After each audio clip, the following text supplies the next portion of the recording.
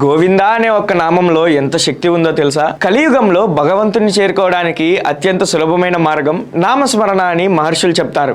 అలాంటి పవిత్ర నామాల్లో గోవింద అనే నామానికి ఎంతో విశిష్ట స్థానం ఉంది.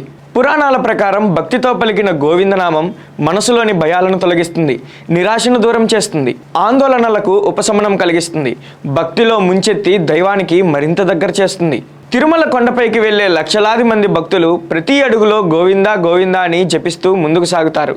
ఆ నామాన్ని పలుకుతున్నప్పుడు వారి హృదయాల్లో ఒక ప్రత్యేకమైన ప్రశాంతత, ఒక అపూర్వమైన ఆనందం కలుగుతుందని వారు చెప్తారు. మన జీవితంలో ఎన్నో సమస్యలు వస్తుంటాయి. కొన్ని సందర్భాల్లో ఎవరూ మనతో లేరనే భావన కలుగుతుంది. అలాంటి సమయంలో ఒకసారి కళ్ళు మూసుకొని భక్తితో గోవిందా అని పిలవండి.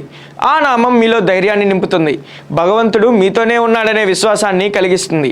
శ్రీ వెంకటేశ్వర స్వామి వారు భక్తుల భక్తిని మాత్రమే చూస్తారు, సంపదను కాదు, హోదాను కాదు, హృదయంలోని నిజమైన విశ్వాసాన్ని చూస్తారు. అందుకే చిన్నపిల్లవాడి నుంచి పెద్దవారి వరకు అందరూ గోవిందనామాన్ని జపిస్తుంటారు.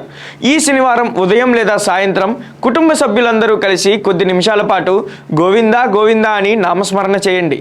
ఇంట్లో సానుకూల వాతావరణం ఏర్పడుతుంది, మనసుకు ప్రశాంతత లభిస్తుంది.